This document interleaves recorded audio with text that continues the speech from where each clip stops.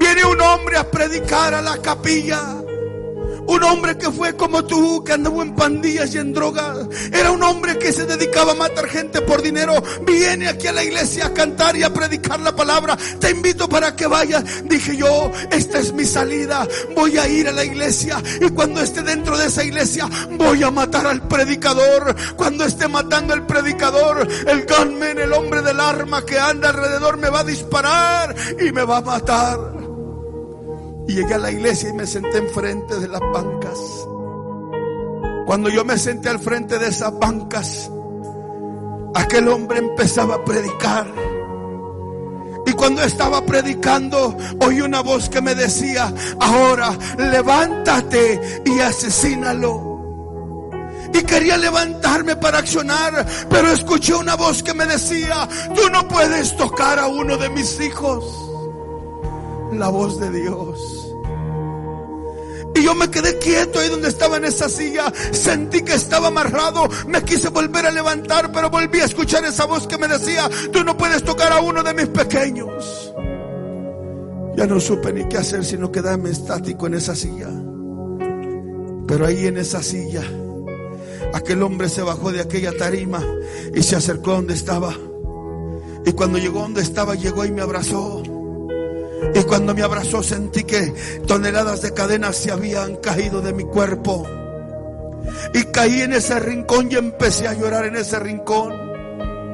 Empecé a llorar como un niño y empecé a llorar. Pasó 1 hora, 2 horas. Cuando volví en sí, me levanté y miré a mi alrededor. Ya no había nadie, no había ninguno de los internos. Solamente estaban los 2 guardias que me custodiaban. Y estaba yo ahí.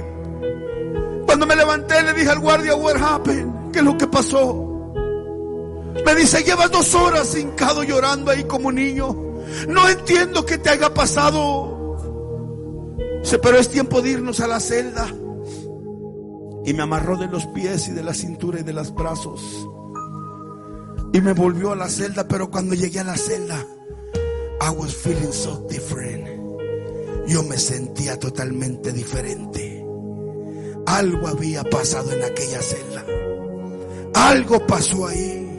Pero llegué a la celda y empecé a mirar la droga que tenía. Lo primero que dije: a lo mejor lo que yo necesito es una dosis de heroína. Y agarré aquella jeringa y le metí la droga y me inyecté.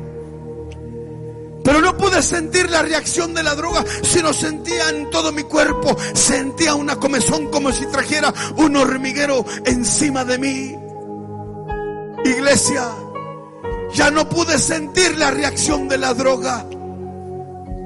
Por más que me quería inyectar, agarré otra vez la jeringa, me volví a inyectar para sentir aquello, porque no quería sentir el dolor que yo sentía. Pero entre más me inyectaba, yo no sentía la droga. Entonces me di cuenta que mi cuerpo no necesitaba la droga, que algo estaba pasando. Y agarré aquella droga y la tiré en el baño. Y le bajaba el agua y toda aquella droga se iba y se iba. Algo estaba pasando en mí. Aquel día 16 de marzo de 1994 a las 3:20 de la madrugada, estando yo en esa celda, caí de rodillas a mi cama, la cama de cemento, y clamé a Dios y le dije: Señor, si tú realmente eres grande y poderoso como los cristianos te predican, cambia mi vida. Cambia mi vida. Ya no quiero ser la misma persona. Ya no quiero ser el mismo drogadicto. No quiero ser el mismo pandillero. Yo quiero ser diferente, pero cambia mi vida. Y si realmente eres real para cambiar la vida, sáname, Señor. Y si tú me sanas, yo voy a predicar tu palabra por donde quiera que me lleves. No importa a cuál cárcel tú me lleves.